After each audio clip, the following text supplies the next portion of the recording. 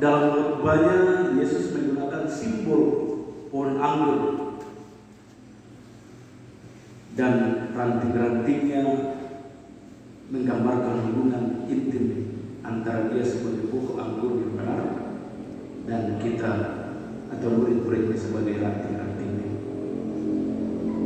Yesus adalah pokok anggur yang benar atau sejati atau sesuai yang diharapkan.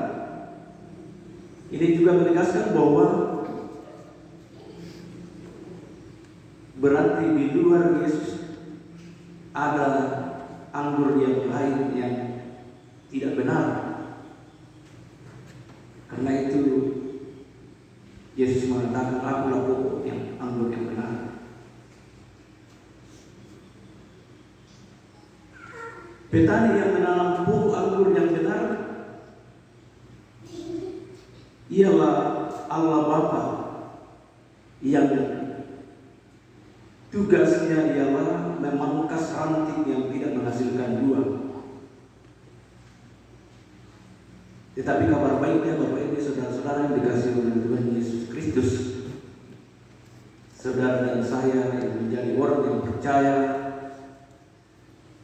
yang telah menerima Yesus, dikatakan dalam firman Tuhan, kita adalah ranting yang bersih asalkan tetap menyatu pada pokok anggur ini,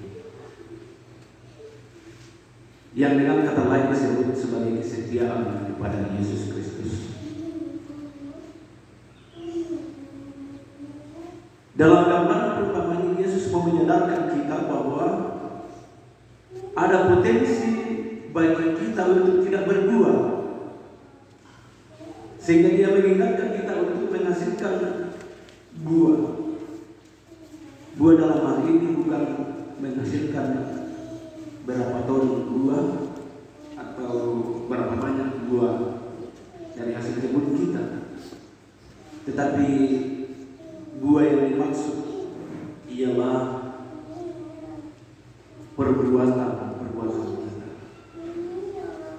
Dalam perbuatan ini harus ada perbuatan yang berlandaskan pada kasih, kesabaran, kebaikan, damai sejahtera, kemurahan hati, kesetiaan dan pelayanan yang sungguh kepada Tuhan. Buah yang disebutkan di awal ini adalah sumbernya dari pokok anggur yang benar, yaitu Yesus Kristus. Dan hanya ranting yang menempel pada pokok anggur yang benar yang akan menghasilkan buah yang baik. Jadi kalau ada yang tidak menempel pada pokok anggur yang benar, maka sia-sialah ia bertumbuh, sebab tidak akan bertumbuh dengan baik. Lama-kelamaan ia akan menjadi kering karena tidak menempel pada pokok anggur yang benar. Kita sebagai orang-orang percaya yang disebut dengan ranting-rantingnya adalah orang-orang yang melekat pada pokok anggur yang benar. Tetapi kita harus tinggal di dalam Kristus, kata firman Tuhan. Dan firman-Nya juga akan tinggal di dalam kita. Dan kalau kita tinggal di dalam Kristus, maka tentu firman-Nya akan menghidupi kita. Kita harus dihidupi oleh firman-Nya, yaitu menuruti ketetapan-ketetapan Tuhan dan mengikuti firman Tuhan. Karena itu firman Tuhan ialah perkataan-perkataan yang sifatnya menasihatkan, sifatnya menganjurkan, kesemuanya harus nampak dalam wujud kasih yang nyata sepanjang kehidupan orang-orang yang disebut sebagai melekat pada pokok anggur yang benar. Ada banyak orang yang mengaku dirinya sebagai pengikut Kristus, tetapi sungguhnya ia tidak melekat erat pada pokok anggur yang benar. Mereka mengaku sebagai pengikut Kristus, tetapi tidak pernah datang kepadanya,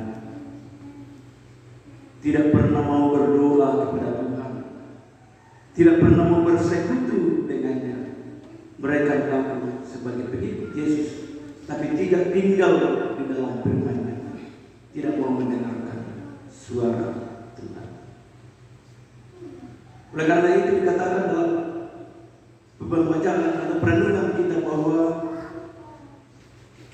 mereka yang tidak berbuat apa-apa, mereka yang tidak dapat menghasilkan apapun atau dua,